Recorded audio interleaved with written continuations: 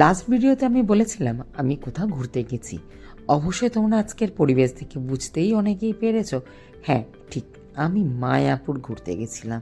সন্ধে সন্ধে হয়ে গেছিলো পৌঁছতে, তাই চারিদিকের পরিবেশটাই ছিল সম্পূর্ণ ভিন্ন।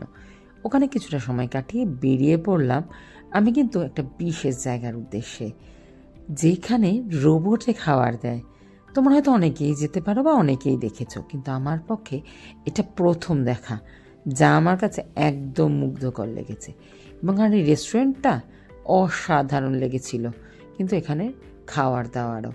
যাই হোক, এই জায়গাটা হচ্ছে কৃষ্ণনগরের মাদার্স হাট। এখানে আমার যাওয়া তো প্রথমবার।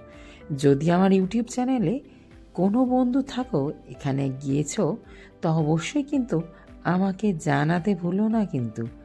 তো বেরোনোর সময় এত জাঙ্ক জুয়েলারি দেখেই চলে এলাম।